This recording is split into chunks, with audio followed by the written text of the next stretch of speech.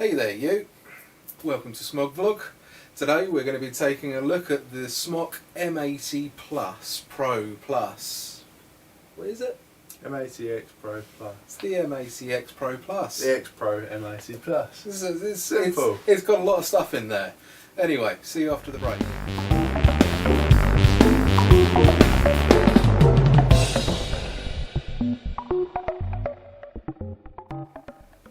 Okay guys, let's take an up-close look at the M80 Plus. Let's take a quick tour around the outside of the box of the XPro M80 Plus from Smok. So just a standard cover with a picture of the description of the device, lots of black, a bit of sticker shyness and some blurb, and more black.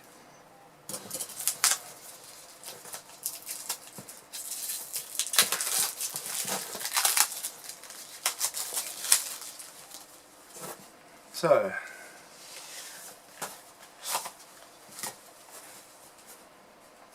nice bit of silver work there from Smok, pretty standard on their boxes. Silver copyright details on the flip side.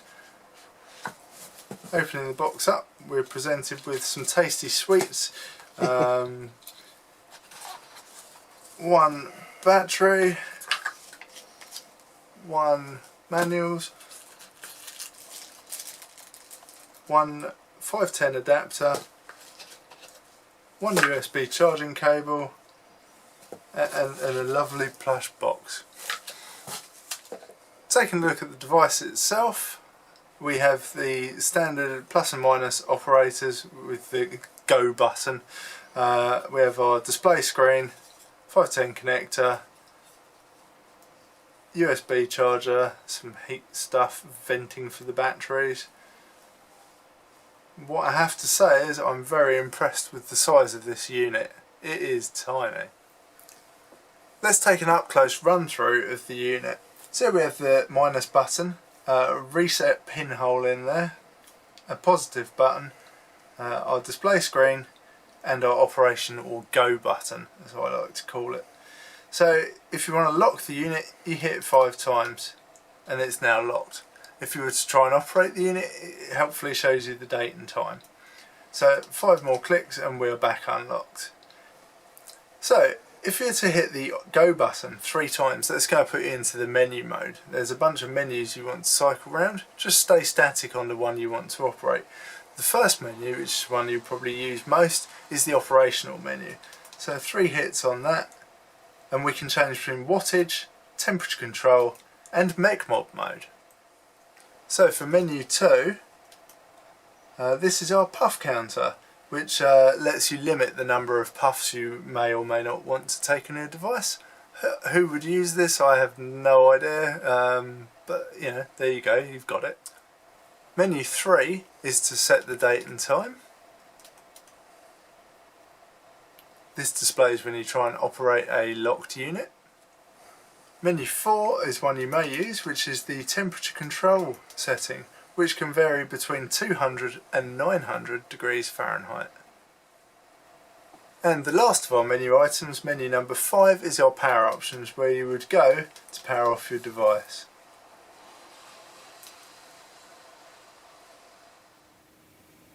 So here it is, let's run through the tech specs. Okay, inside we've got 2 18650 built-in batteries, lithium polymer, which is pretty cool.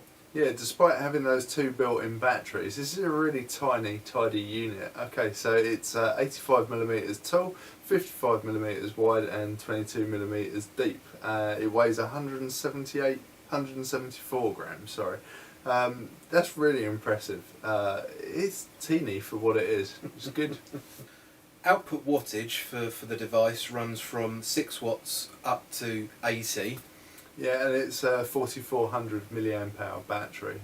That's going to take you somewhere between 90 minutes and 3 hours to charge, depending on what charger you're using or what section of the manual you're reading, as they quote different times but don't explain why.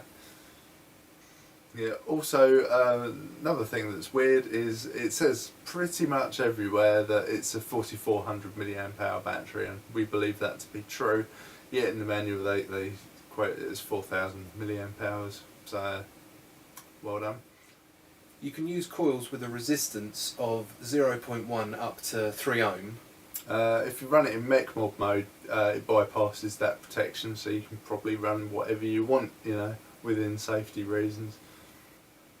As you saw in the up close video, it's quite a nice sort of brushed steel looking finish with a very sort of dark chrome on the top. It's made from zinc and aluminium alloys. Yeah, it feels solid, it's nice, it's fairly lightweight, it's good. Good.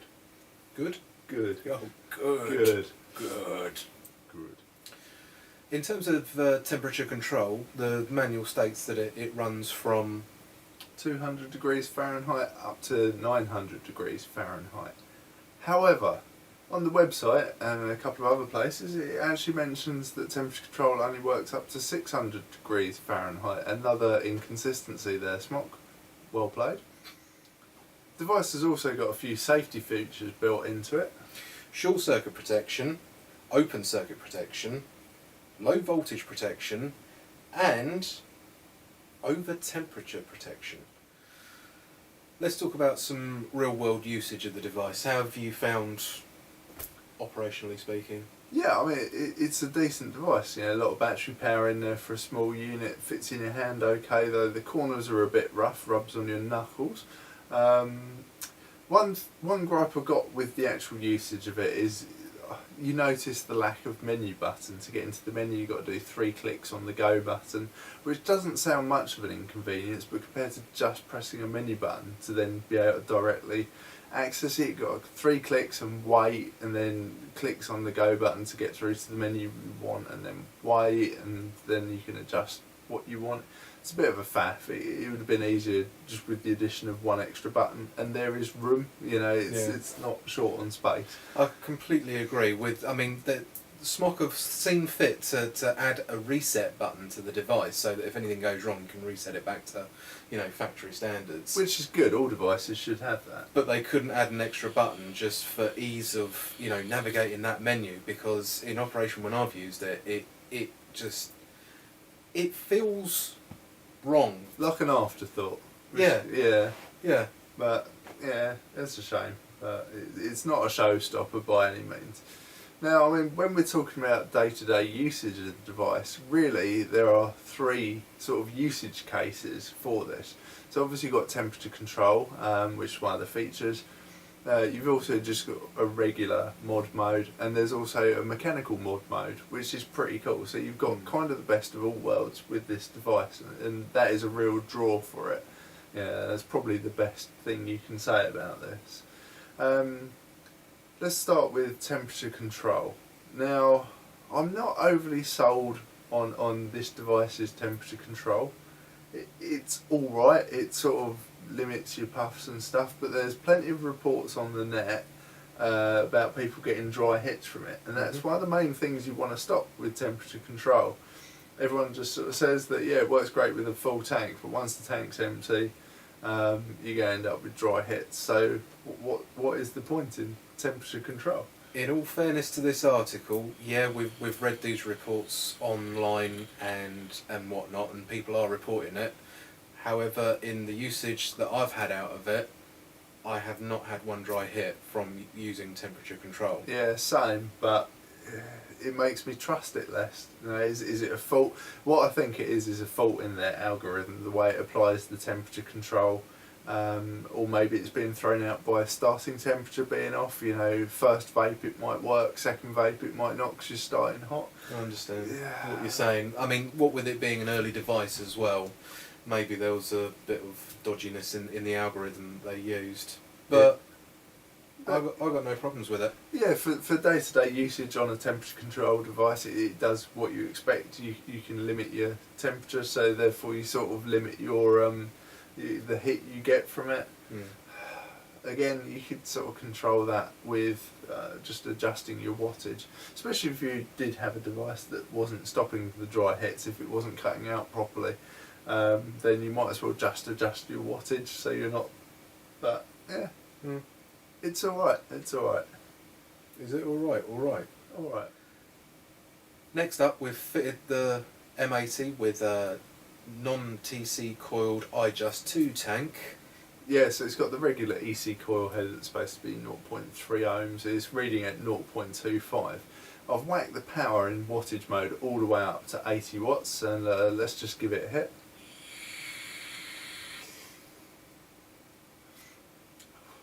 Yeah, there is a lot of power for a small device. There's a lot of power. I mean, there is too much power. I will turn that down, but I just wanted to give it a go, you know.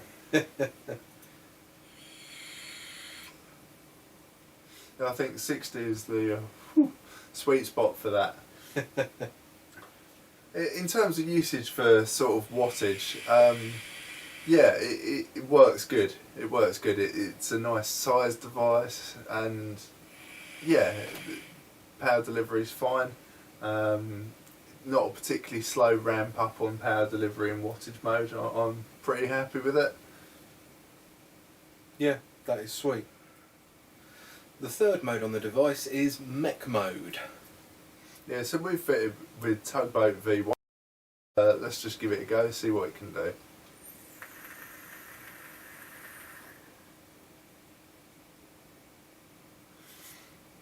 Yeah, that is impressive. I mean, we've used mech mode a fair bit on it, varying resistance, and yeah, we haven't had a problem. It's really impressive to have that functionality, you know. While I'm not sold on the TC mode especially, I am with the wattage and the mech mode. Yeah, brilliant. Cons of the device, not a lot. I don't like the screen. That's, I think, personal preference. It just doesn't look very good to me.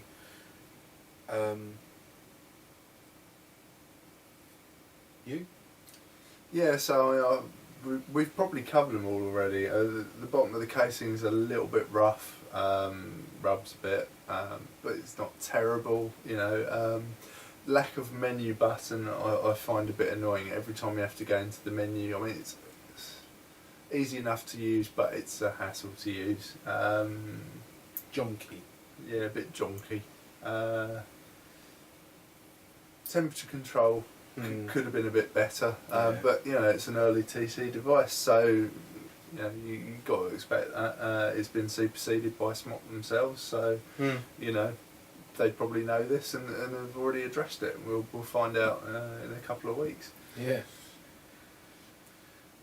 Pros of the device? Size, for what it is, having the 3 functions, I think that's great. I really like. I was quite surprised that it had a mech mode. You know, I think that's really cool. You know, usually devices don't have that, so yeah, it's nice. I think we've been over it so many times, but the size of it for two 18650 batteries housed inside, and all the gubbins to make it work. It's a fantastic size device. Yeah, it's an old device now. You probably pick them up quite cheap, but to have the 3 modes, an early version of TC, regular wattage mode up to 80 watts, and also mech mode, brilliant. Yeah, I mean, that's the draw for this device, having the sort of best of all worlds there. Where did you get it from, and how much did you pay for it? Site was called puremist.co.uk. Retailing for about 40 quid. As usual, if we've got any discount codes, I can't remember if I used any, we'll link you up in the description down below. Okay, so that concludes our review of the Smok XPro M80 Plus. Thanks for watching Smog Vlog. If you enjoyed this, don't forget to like and subscribe, and if you've got any experience with the device, the TC issues or anything else, hit us up in the comments below. Thanks for watching Smog Vlog, and until next time. For now, enjoy us being inept.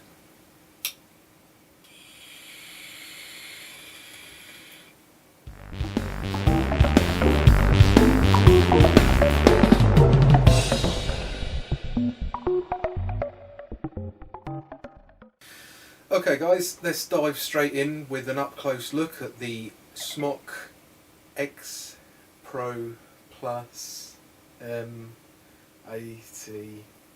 Plus. bastards. Up-close look at the Smok M80 XPro Plus. Smok XPro M80 Plus. What a fucking stupid bastard name. Thanks for watching Smog.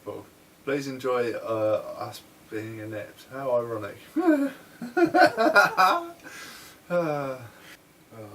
Stop. Get in position. Bend over. Put your control. Fucking hands up.